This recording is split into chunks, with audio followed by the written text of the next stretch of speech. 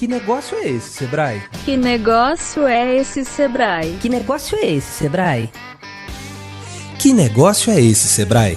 Olá, o episódio 38 do podcast Que Negócio é Esse, Sebrae? Está no ar. Dando continuidade à nossa segunda temporada, o segmento que vamos falar é o da educação. Esse setor fundamental para o desenvolvimento da economia e do país, mas que passou por muitas mudanças, especialmente durante a pandemia. Eu sou Camila Campos e junto com o nosso time de especialistas, vamos te contar como os negócios ligados a esse mercado estão se adaptando aos novos tempos e ainda as possibilidades que surgiram nesse período e as lições aprendidas que podem melhorar a gestão do seu negócio. Bora lá? Porque essa verdadeira aula vai começar! E quem vai contar pra gente na prática como é empreender no mercado da educação é Matheus Goias, CEO da Tripe, startup mineira focada em cursos de tecnologia e programação com modelo de negócio baseado em empregabilidade, onde o estudante começa a pagar a partir do momento que estiver trabalhando. O Matheus é apaixonado por educação, é filho de professora e tem uma história sólida com a educação desde os 14 anos. É muito bom ter você com a gente hoje, Matheus. Seja muito bem-vindo. Obrigado, prazer é meu estar aqui, estou muito feliz de estar aqui com o Sebrae também, que sempre foi um grande parceiro aqui na nossa construção. Para enriquecer ainda mais esse episódio, com muito conhecimento sobre a gestão dos negócios, está com a gente o analista do Sebrae Minas, Rafael Tunes. Obrigada aí pelo reforço, Rafael. Eu que agradeço e vamos lá falar de educação, que é um tema, assim, muito interessante como opção de negócio também. De acordo com o último levantamento feito pelo IBGE, o Instituto Brasileiro de Geografia e Estatística,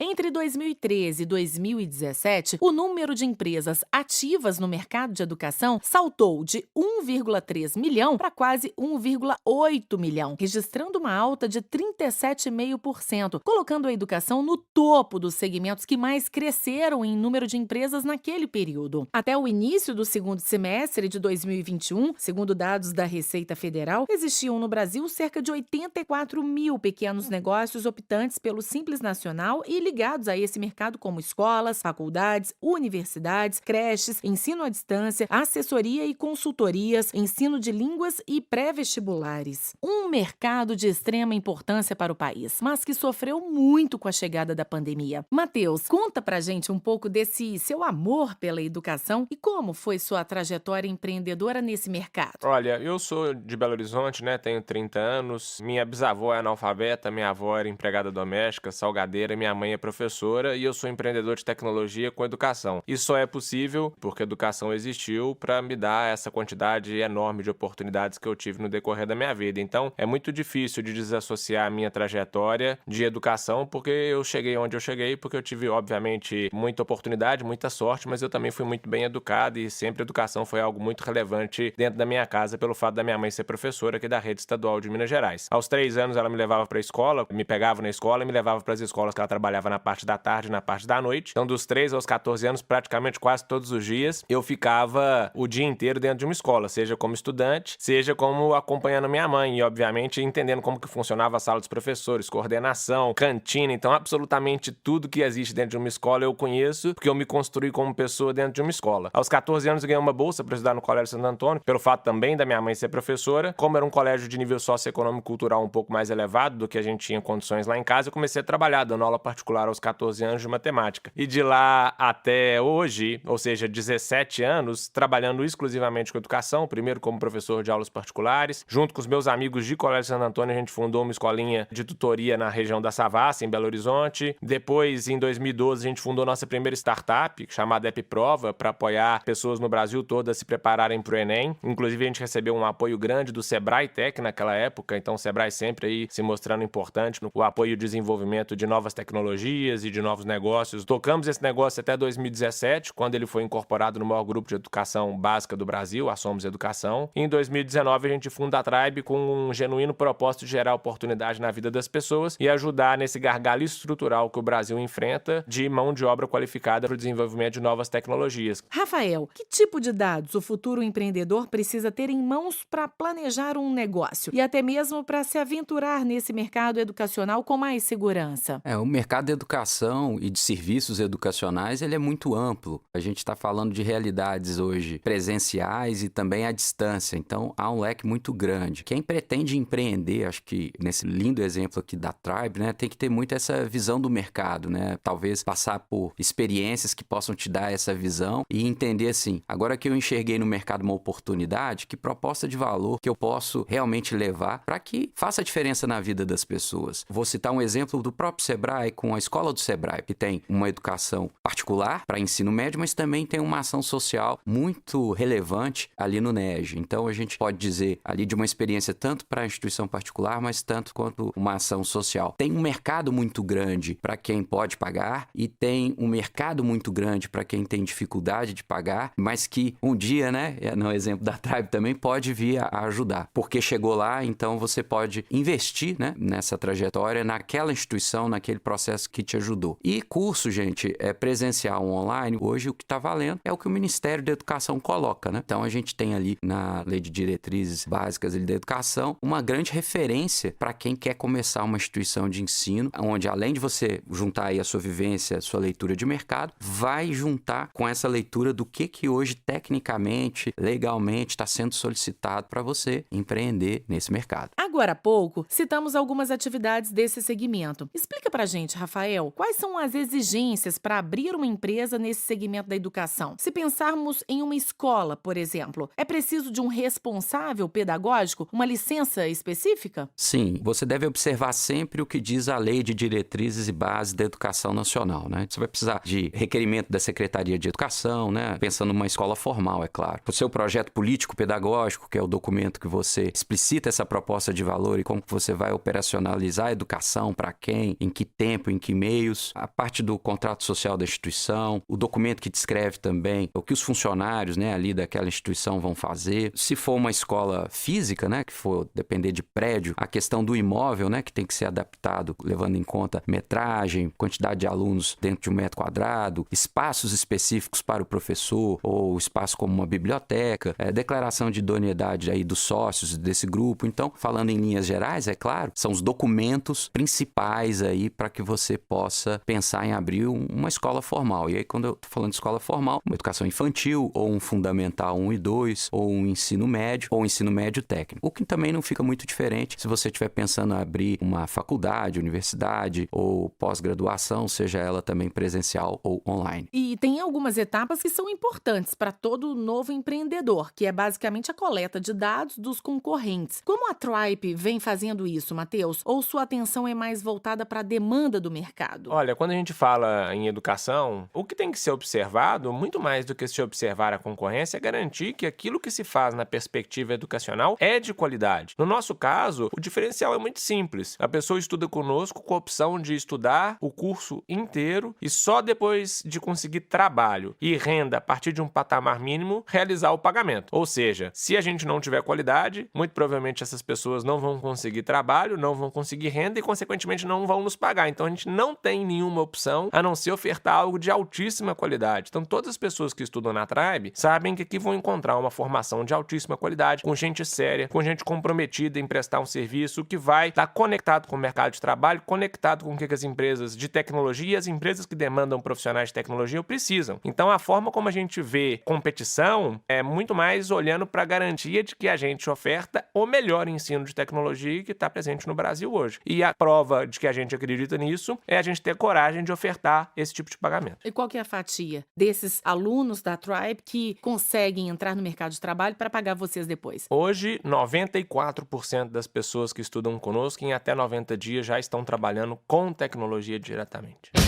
Agora que contextualizamos para vocês um pouco desse mercado, vamos falar de pandemia. A pandemia foi bem cruel com o mercado de educação. Foi não, continua sendo. As escolas e centros com estruturas físicas estão sofrendo as consequências da Covid-19. Isso porque foram as primeiras a fecharem e ainda enfrentam instabilidades para o retorno das aulas. Situação que reflete diretamente na saúde financeira do ensino particular. Para se ter uma ideia, uma pesquisa do Sebrae em parceria com a FGV, a Fundação Getúlio Vargas, feita entre maio e junho de 2021, mostrou que 13% dos pequenos negócios do segmento de educação estavam com o funcionamento interrompido temporariamente e 6% fecharam as portas de vez por causa da pandemia. Inevitavelmente, os estragos também chegaram ao bolso do empresário. De acordo com esse mesmo estudo, foi registrada uma queda de 42% no faturamento dos negócios do segmento. Apesar de não ser um resultado tão animador, houve uma melhora em relação ao cenário de março de 2020, quando esses negócios sentiram uma perda de 67% em suas receitas. Rafael, fala pra gente, quais foram as consequências diretas da pandemia nos negócios do segmento da educação? É um segmento bem amplo, então você teve impactos de diferentes maneiras para diferentes tipos de instituição educacional. Se a gente pegar aí, então, essa escola formal, né, da educação básica, realmente as escolas na questão presencial sofreu muito, ela teve que se reinventar, né? Então, escolas aí da educação infantil, que tem médio, que tem fundamental, tiveram que optar por um modelo que não era algo que elas estavam acostumadas, que foi essa educação à distância. E aí, quando a gente fala em escola, a gente está falando na figura-chave do processo, que é o professor, né? Que é esse profissional que tem a habilidade da didática, que consegue transmitir e acompanhar o aluno e, acho que, pedir do aluno o que ele tem de melhor. E o professor teve que fazer isso às pressas num ambiente que ele não estava acostumado, que seria essa aula à distância. Então, um dos impactos foi a própria mudança, né, desses professores que estão aprendendo fazendo. As instituições que devem prover aí os recursos para que isso ocorra também tiveram que se adaptar. As ferramentas digitais, serviços educacionais, principalmente digitais, que já existiam, melhoraram muito, né? Transmissões, capacidade de fazer as aulas online, a publicação de materiais dentro desses aplicativos, dessas plataformas que permitem que os professores, então, encontrem seus alunos de forma online. A pandemia, ela é dinâmica, então você tem escolas que também estão no sistema aí híbrido, né? Tendo hora presencial, hora online. As escolas grandes tiveram mais chance, né? Mais caixa para poder trabalhar de forma a enfrentar a crise. Agora, pequenas instituições, escolas de bairro, escolas menores, sofreram bastante. Você tem aí um endividamento, né? Uma tomada de recursos para poder honrar com suas contas, com suas despesas. Já cursos livres, como cursos de computação, idioma, línguas e outros, tiveram uma complicação para obter novos clientes, porém muitos clientes já negociam o ano, principalmente taxa de material que muitas dessas escolas cobram. E aí, vamos dizer assim, as famílias se viram naquela possibilidade de, poxa, eu vou continuar com meu filho numa escola dessa, porque a pandemia está aí e eu não tenho a aula presencial, então, até como uma forma de manter as crianças aprendendo, não é? Então, você tem dois lados. Essas instituições não conseguiram conquistar novos clientes, mas aqueles clientes, então, foram chamados para negociar valores, continuidade. Existem até escolas desse tipo, né, que são franquias, que viram aí um momento interessante também de seus negócios, né? Hoje aí a gente tem mais de 97 franquias de serviços educacionais dentro da ABF, né? E você também teve uma procura pelo digital, por serviços educacionais, né, no digital. Então, muito cliente encontrou novas possibilidades aí no meio do caminho. Matheus, você que empreende no segmento de tecnologia e educação, como seu negócio enfrentou esse período de isolamento social? Bom, acho que a primeira coisa é sempre importante dizer que a pandemia e o isolamento social como um todo foram uma catástrofe, né? É muito importante ressaltar tudo que aconteceu na vida das pessoas, no respeito à saúde, em questão do isolamento e como que isso impactou a rotina das pessoas. Isso é muito triste e muito ruim. No nosso caso, a gente sempre teve uma filosofia de trabalho distribuído, ou seja, a gente sempre teve as pessoas todas trabalhando remoto e a gente sempre operou o nosso curso na modalidade online. Então, isso fez com que a gente tivesse quase nenhum impacto operacional decorrente da pandemia. O que aconteceu foi o seguinte: com a pandemia, infelizmente, as pessoas tiveram um problema de crise de saúde, ou seja, teve que se criar o isolamento social. Então, as pessoas ficaram menos confortáveis de frequentar espaços públicos e espaços com muitas pessoas, o que certamente trouxe uma percepção não positiva para o ensino presencial. A segunda coisa que aconteceu foi que as pessoas também perderam renda. Também trouxe um determinado empecilho para as pessoas poderem fazer esse investimento, uma vez que muita gente até perdeu seus próprios empregos. Então, como no nosso caso a gente tem uma educação de alta qualidade, mas online, 6 horas por dia, tudo ao vivo, produto proprietário, conteúdo proprietário, currículo proprietário, avaliação proprietária, tudo feito dentro de casa pelas pessoas que trabalham conosco. Não tem taxa de matrícula e a pessoa só começa a pagar depois que tem um trabalho. E ainda pode fazer no conforto da sua casa sem ter que se expor. Então a gente teve um número muito grande de procura, 150 mil pessoas procuraram para estudar conosco em todo o Brasil e outros 7 países. Acontece só que a gente aprovou 3.000 pessoas. A procura ela aumentou de forma muito significativa. A gente não aumentou a quantidade de vagas que a gente estava disponível para ofertar por conta do aumento da procura, por um único motivo: qualidade. Então, para eu servir essas pessoas bem, eu preciso de estar preparado para servir. Então, não adianta eu aprovar todas as pessoas que querem, por mais que seria bom para o meu negócio, se eu não tiver feito todos os investimentos necessários e ter pessoal suficiente para poder manter o meu nível de qualidade. Então, por mais que a pandemia, pelos motivos que eu te expliquei, tenha aumentado muito a demanda por um produto como o nosso, por uma formação de qualidade como a nossa sem tecnologia, a gente manteve o mesmo nível de oferta que a gente já tinha previsto antes da pandemia, em respeito às pessoas que são aprovadas para estudar conosco e na sustentação da nossa barra de qualidade. Tem mais um ponto importante para a gente falar sobre a Covid-19 no mercado educacional. Uma pesquisa do Sebrae no final de 2020, junto com a ABF, a Associação Brasileira de Franchising, e a ABED, a Associação Brasileira de Educação à Distância, mostrou que o fato de uma empresa pertencer a uma rede de franquias reduziu o impacto da pandemia no negócio. O resultado foi o seguinte: 97% dos negócios independentes, ou seja, que não são nem franqueado nem franqueador, sofreram redução de receita. Já entre os franqueados e franqueadores, esta queda foi percebida por 86% e 83% dos entrevistados, respectivamente, sendo que 7% relataram até um aumento do faturamento no período. Com esses dados em mãos, Rafael, conta pra gente quais os pontos positivos e negativos de se investir em uma franquia no segmento de educação e por que esse modelo de negócio tem sofrido menos. Ele sofre menos porque o modelo de negócio da maioria pede uma contratação, do serviço educacional. Então, o cliente fica amarrado num contrato e na obrigação de pagamento. Com a chegada da pandemia, claro, uma parcela de clientes não negociou, outras foram renegociar, porque ou perderam renda, ou às vezes até perderam a própria vida, A pandemia trouxe esse desequilíbrio também nas relações aí. Porém, negócios de educação que são desenhados nesse modelo de franquia, eu acho que tem esse primeiro ponto, que é a questão contratual, O cliente ali, nessa hora, se vê obrigado a cumprir uma trajetória de pagamento. Então, evidentemente, o valor para uma franquia muda pouco. Matheus, na sua opinião, para quem está começando a empreender, investir em um modelo de negócio com uma metodologia já pronta é uma boa opção? Eu acho que vai depender da metodologia e vai depender do modelo de negócio, Acho que é importante primeiro entender o tamanho da oportunidade e entender o que aquele grupo de pessoas empreendedoras tem de capacidade, de diferencial, de habilidades, para que o grupo de pessoas, que sempre vai ser a coisa mais importante em todo e qualquer negócio, o fator mais decisivo para o sucesso, são as pessoas que estão tocando aquele negócio, Eu acho que o grupo de sócios e o grupo do time, as pessoas que vão estar ali no dia a dia desenvolvendo aquele negócio, é que vão ser o critério definitivo de sucesso. Somado a isso, o tamanho da oportunidade. Então, a metodologia, ela pode ser excepcional. Por exemplo, a metodologia de fast food do McDonald's. Só copiar o que o McDonald's faz não necessariamente vai ser o suficiente para ser um negócio vencedor dentro da indústria de fast food. Então, mais importante do que a metodologia é entender se existe uma oportunidade, ou seja, um gargalo que não está sendo suprido, e se o grupo de pessoas que vai estar se predispondo para resolver esse problema são pessoas que têm capacidade para executar com sucesso aquele empreendimento. Então, por exemplo, se eu quisesse fazer algo, por exemplo, de veículos, a probabilidade de eu dar certo seria muito pequena, porque eu não entendo absolutamente nada. Agora, já em educação, é algo que eu estou a vida inteira trabalhando. Então, acho que esse é um critério mais importante, inclusive, do que a própria metodologia. E já que estamos falando em impactos, muitos pequenos negócios não aguentaram o baque financeiro e tiveram que buscar ajuda no mercado. Na mesma pesquisa do Sebrae, que citamos há pouco, mostrou que desde o começo da pandemia, 48% dos empresários do segmento da educação tiveram que buscar crédito. E desses, 62% conseguiram a aprovação do recurso. Mas ainda tem muita gente com dúvidas sobre essa questão do crédito, como a nossa ouvinte de Belo Horizonte.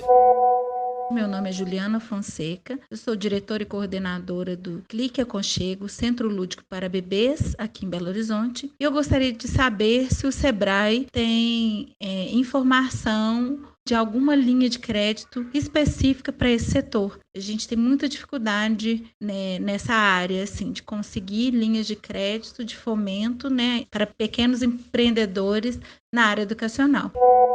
O Sebrae orienta em relação a linhas de crédito. As linhas de crédito, elas estão vinculadas ao faturamento e ao tamanho do negócio. No negócio de educação, que é comum ter grandes escolas com um faturamento superior, às vezes, a 4,8 milhões ano, você vai encontrar linhas de crédito do próprio BNDES. Se a realidade da instituição de ensino não é essa, né, não é superior a 4,8, já é de uma pequena empresa, por exemplo, você vai ter aí linhas de crédito do FAMP, que vários bancos estão operando. Possivelmente, o banco que você opera ou bancos da sua instituição também já devem ter linha de crédito para oferecer. Então, vale uma conversa sempre com o gerente da instituição financeira que já atende aí a escola para verificar as taxas, né? Lembrando que as taxas variam, então a linha de crédito, o processo é similar nos bancos, porém as taxas são diferenciadas, bem como carências, prazos. E você passou por esse tipo de dificuldade também, Matheus? Felizmente, a gente não tomou nenhuma operação de crédito, mas eu concordo que o mais importante é saber se as taxas que estão sendo praticadas são realistas e são pagáveis, né, no longo prazo. Então, o mais importante é pedir ajuda para o Sebrae ou para o gestor financeiro da instituição poder fazer essa avaliação junto com a instituição financeira. Para evitar dar um passo maior que a perna. Ou então entrar numa linha de financiamento que, mesmo com uma retomada econômica, não seja possível de ser paga no futuro, né?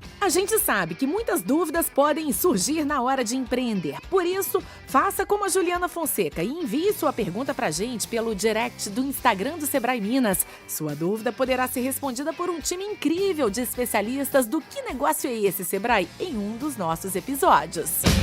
Por causa da Covid-19, todos os mercados mundiais experimentaram desafios quando o assunto é educação, expondo principalmente sérias deficiências em infraestrutura digital e habilidades. No Brasil não foi diferente. As instituições educacionais tiveram que transformar, do dia para a noite, aulas presenciais em online, um formato inédito para a maioria delas. Mais de um ano depois, a volta presencial segue híbrida ou indefinida em muitas cidades. Ou seja, os investimentos continuam necessários e a novela segue longe do seu capítulo final. Não foi à toa que uma pesquisa divulgada em março deste 2021 pelo IBGE mostrou que a distância e a qualidade do acesso são os principais entraves para o retorno das aulas. E isso afeta diretamente a participação dos alunos nas atividades e no aprendizado, já que muitos lares não possuem computadores ou internet de qualidade. Rafael, explica pra gente como o pequeno negócio está se adaptando a esses novos tempos. E as instituições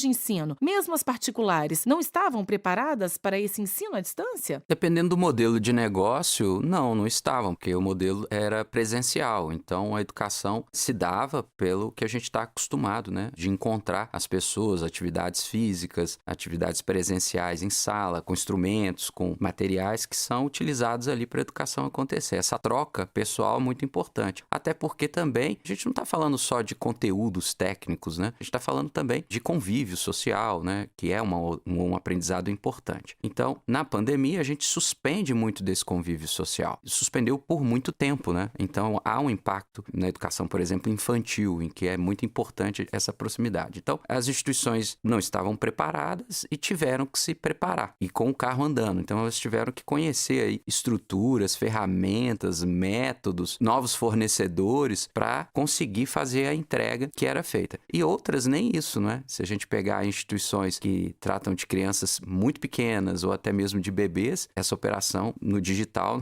claro, não foi possível. Então, algumas deixaram de atuar e outras tiveram que atuar minimamente, vamos falar assim, tentando manter o vínculo, tentando manter a chama da educação acesa. Matheus, e o EAD, o ensino à distância, é um caminho sem volta? Também queria que você falasse para a gente sobre essa evolução do ensino híbrido e como é possível conciliar o presencial com o online. Olha, eu tenho uma visão um pouco mais pragmática em relação a esse assunto. As pessoas normalmente ficam conflitando muito o que é o ensino à distância versus o ensino presencial. No meu entendimento, o que está o futuro extremamente promissor é o ensino de qualidade. O que as pessoas começaram a se materializar é que é uma bobagem ficar falando de ensino à distância ou de ensino presencial. O que interessa no fim do dia é saber o que é de qualidade e o que não é de qualidade. O que é de qualidade pode ser online, pode ser híbrido e pode ser presencial. Mas o mais importante é que é uma educação que muda a vida, é uma educação que ajuda, uma educação que faz com que a pessoa evolua, independente de ser um ensino regulado ou não regulado. Agora, Agora, certamente, o estigma, ou parte do estigma que se existia com a educação à distância e a educação online foi terra abaixo, uma vez que foi só através desse instrumento que foi possível que durante quase 2 anos toda a humanidade continuasse evoluindo e aprendendo. Mesmo com bastante tecnologia e dedicação, a aula virtual não substitui a interação olho no olho entre professor e aluno e entre os colegas numa sala de aula. O que as escolas têm feito para que essa situação seja amenizada, Rafael? Depende da escola, né? Depende do curso, depende do conteúdo, depende do aluno, né? Então, se a gente está falando aí de um público adulto que escolhe a melhor forma de ensino-aprendizagem, ou a distância ou o digital, muitas vezes é até melhor. Vamos pensar aí se eu tenho uma dificuldade de locomoção, seja por qualquer razão for. Então, o digital tem a sua força. Então, eles são complementares e são, vamos dizer assim, entre o presencial e o online gravado e o online ao vivo, também tem essa diferença, você tem adaptações e indicações para cada situação. Como bem Matheus comenta sobre a pandemia, foi algo que o digital conseguiu deixar a gente plugado, né, no ensino-aprendizagem, apesar dos pesares. Então, esse é um ponto. Dependendo, então, da educação, realmente o olho no olho faz toda a diferença, principalmente na formação de pequenos, não é? Então, quando a gente está falando de educação infantil, mesmo no fundamental, particularmente já no ensino médio, eu acho que não. Acho que o ensino médio é a cara de uma proposta híbrida, uma proposta de soft skills. Até para as escolas reguladas, isso é preciso que elas revejam. Mas se a gente pegar aí a educação infantil e a fundamental, com certeza o olho no olho é importante. E como é que o professor teve que fazer? Ele teve que se reinventar. Ele já é conectado com a sua classe, então ele teve que buscar, poxa, na minha conexão que eu tenho com os meus alunos, o que eu posso fazer aqui no online para eu ter certeza que ele está prestando atenção em mim? Como é que eu posso ter certeza que ele não está olhando para alguma outra coisa e não está me acompanhando aqui no digital? Então, uma série de recursos foram utilizados pelos professores, como outros recursos também para chamar a atenção na questão de ensino-aprendizagem. Então, não é só ligar a câmera, mas o que o professor está fazendo ali e a forma que ele está fazendo para aquele conteúdo que ele quer desenvolver naquela criança possa acontecer. Matheus, na sua opinião, como as instituições de ensino poderão oferecer um serviço à distância de qualidade? É a capacidade que a instituição tem de contratar boas pessoas para trabalharem no ensino, para trabalharem no desenvolvimento do produto digital, para fornecer um produto digital que possa funcionar bem e prover uma boa experiência de aprendizado. É o quanto de investimento que essa instituição faz para a construção daquela formação. E veja bem, isso muitas vezes pode fazer com que a experiência seja muitas vezes melhor do que uma experiência presencial, porque parte-se do pressuposto que a instituição que opera exclusivamente online, ela pode, em vez de investir reais em tijolos e prédios, investir só em pessoas e em promover a melhor educação possível para as pessoas que estudam naquela instituição, que inclusive é a nossa filosofia. Por exemplo, apesar da gente ser 100% online, é 100% ao vivo. Ou seja, a pessoa tem a interação, ela pode fazer pergunta, ela não tem dúvida, ela tem monitor em tempo integral para poder resolver, tem pessoas instrutoras, avaliação, plataforma de ensino. Então eu acho que a responsabilidade, seja do ensino à distância ou seja do presencial, é compromisso com qualidade. Agora, Matheus, para uma empresa nesse segmento que ainda não fez a migração do presencial para o online, quais as dicas que você daria? Olha, eu acho que não necessariamente todos têm que fazer essa migração para o online. Vai depender muito da vocação. Para o ensino de crianças, creches, acho que não tem muito como fugir da socialização, a importância da socialização e o ensino presencial. Agora, para quem quer fazer essa transição, ou seja, para um modelo híbrido, é muito importante entender que tipo de ferramenta, muito importante que tipo de tecnologia, o que se quer alcançar com essa tecnologia e, mais do que tudo, treinar o pessoal, porque eu acompanhei também o desafio que todas as pessoas que trabalham com ensino tiveram que passar para aprenderem da noite para o dia começar a manusear todas essas ferramentas de ensino à distância. Então tem que ter um investimento em pessoal também para tornar, em especial as pessoas que estão trabalhando com ensino, aptas para assim o fazerem.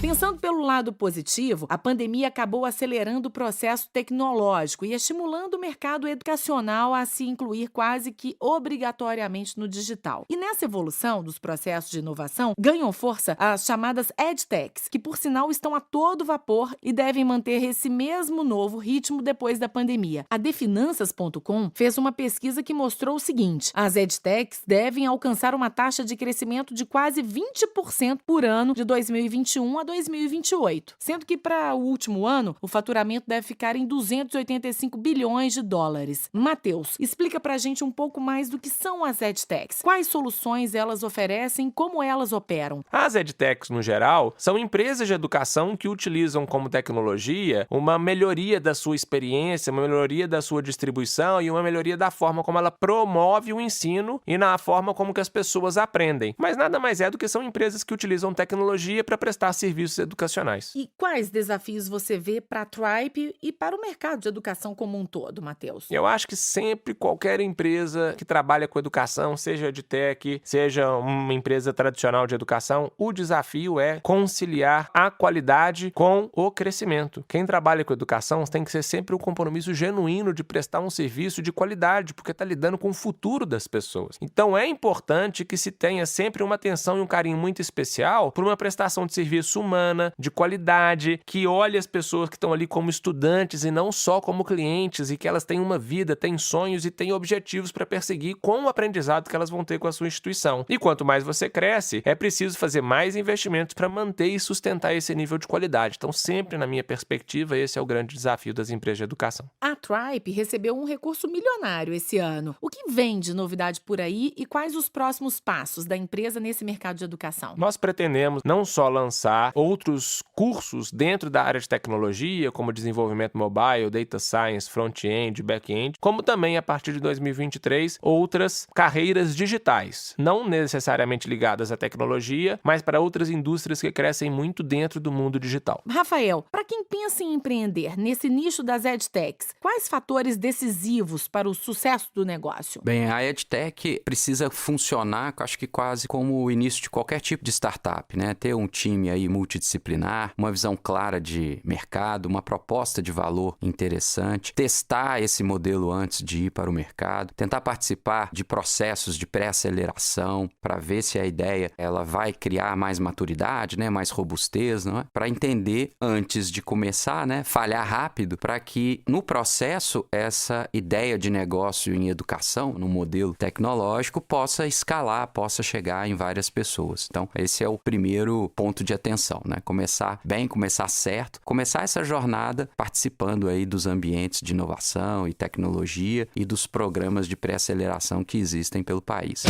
Agora falando em inclusão, a Unicef, através do Fundo das Nações Unidas para a Infância, apontou em pesquisa que o Brasil tem quase 1.400.000 crianças e adolescentes entre 6 e 17 anos fora da escola, e mais de 5.500.000 brasileiros nesta faixa etária que não tiveram atividades escolares em 2020 por causa da pandemia. O relatório do Banco Mundial, que analisou o impacto da Covid-19 na educação dos países da América Latina e Caribe, dá algumas noções do que vem por aí na nova educação pós-pandemia, e os resultados não são animadores. De acordo com o documento, 2 de cada 3 alunos brasileiros podem não aprender a ler adequadamente um texto simples aos 10 anos, e 70% das crianças do país podem não conseguir se alfabetizar na idade esperada. Rafael, diante disso, qual o cenário do pós-pandemia? O que você enxerga para o mercado de educação? Bem, o mercado de educação no pós-pandemia, se a gente pegar aí a educação regulada, né, a educação formal, tem um grande desafio, né, de avaliar possíveis déficits, né, de ensino-aprendizagem e de correr atrás do prejuízo, como se diz. Então, esse é o grande cenário que escolas reguladas, né, da educação básica vão ter que enfrentar. Acredito que já em cursos de graduação, pós-graduação, o efeito seja outro, não é? Há uma dinâmica, né, a possibilidade de se correr atrás do prejuízo de uma maneira mais ágil, né? Já cursos livres e outros tipos de curso também teriam uma facilidade para chegar junto aí de seus alunos, né, e verificar possíveis falhas de aprendizagem ou um déficit aí na jornada, né, de ensino-aprendizagem. E o que é preciso para que mais iniciativas que estimulem a educação inclusiva sejam criadas para integrar alunos com algum tipo de deficiência, dificuldade ou transtorno? Até porque esse assunto também era um desafio mesmo antes da pandemia. A inclusão é uma pauta de educação constante e um desafio, né, cultural para as instituições de ensino e para a própria sociedade. É um caminho que ele vai sempre avançando, né? Então as escolas se adaptam ou por força de lei ou por força da própria comunidade escolar. Nos processos de ensino-aprendizagem, aí o que a gente pode ver é que, mesmo antes da pandemia, as escolas já têm alguns dispositivos modelos e processos para receber alunos, né, dependendo aí das suas necessidades especiais. E que a descoberta, vamos dizer assim, que a pandemia provocou em relação aos meios digitais, também ampliou essa percepção de que outras ferramentas podem contribuir nesse processo de ensino-aprendizagem desses alunos que têm necessidades. Ou seja, é um cenário sempre mais positivo e crescente para a inclusão. E uma inclusão não só no dispositivo escolar, no aparato da escola, da instituição, nas ferramentas, mas também de convívio, né?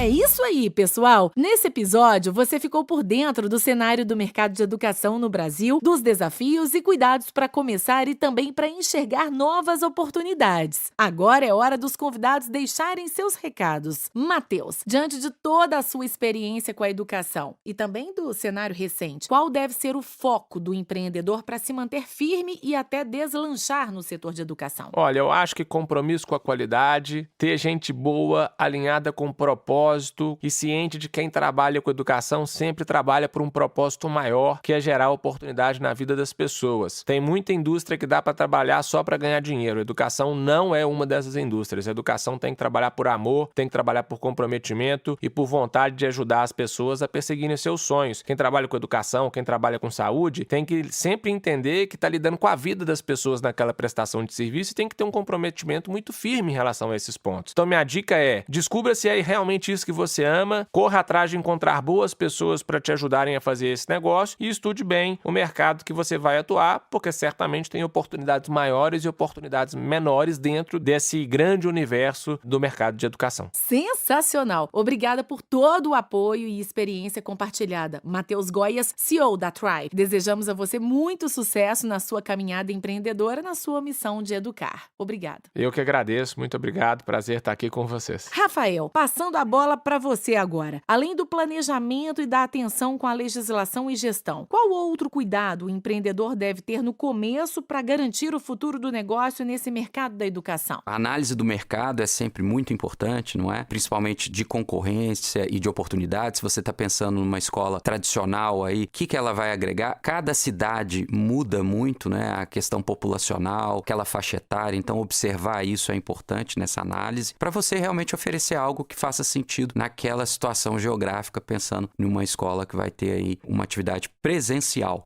Capital disponível, né? As linhas de financiamento, como que você vai se autofinanciar, né? Lembrando que esse é um dos pontos da lei, não é? Você pode explorar a educação, né? Falando assim, como iniciativa privada com capacidade de autofinanciamento. Então, buscar essas linhas de crédito. A localização da escola física é muito importante para o corredor de trânsito. A parte de documentação, o próprio plano de negócio que vai reunir todos esses elementos é uma outra dica importante. Comunicação e marketing com o mercado, né? O que essa escola vai fazer de diferente? O que ela tem para acrescentar? O que está ali no seu plano político-pedagógico que faz, então, a sua escola ser tão diferente, tão necessária para a sociedade? Você tem que comunicar isso muito bem, não é? Fazer um trabalho de branding também. Muito importante você ter aí dispositivos para tanto captar o aluno quanto para retê-lo, no sentido de evitar uma evasão porque você não teve qualidade ou porque você fez algo que não combinou ali com a comunidade escolar, com a família e com o aluno. E o suporte pedagógico, que é muito importante, né? Você ter aí um time de profissionais capacitados, interessados em educação, e é assim, né? Com professores e educadores de qualidade, né? Que trabalham com muito afinco, e eles é que acabam fazendo a instituição escola. A gente fica falando muito em escola, instituição, às vezes na sua mente vem um prédio, mas não, é a relação entre pessoas, uma relação que perdura, se a gente pensar aí em quase 17 anos que uma criança fica dentro de uma escola, uma relação em que você acompanha o crescimento e a vida de muitos estudantes. Então, o corpo aí pedagógico, profissional é que faz a escola acontecer, professores e educadores. Muito mais que a metodologia, que também é importante, você se associar aí a empresas, ou você tem metodologia, material didático próprio, ou você vai buscar no mercado algum material que vai te ajudar ali no processo de ensino para você cumprir o seu plano político-pedagógico. É isso aí, Rafael Tunes, analista do Sebrae Minas, obrigada por nos ajudar a entender melhor as oportunidades e os desafios desse segmento. Nos encontramos em outro outros episódios, combinado? Combinado, que bom. Eu quem agradeço, espero ter contribuído aí com esse papo sempre bom e sempre amplo, né? A gente fica com vontade de falar mais. Educação é realmente inebriante. A gente fica fã e educação transforma e educação empreendedora também. E obrigada também a você, nosso ouvinte fiel, que acompanhou até o final esse episódio 38. Não esquece de contar com a ajuda do Sebrae Minas para decolar o seu negócio no mercado de educação, hein? No site sebrae.mg você encontra e-books, cartilhas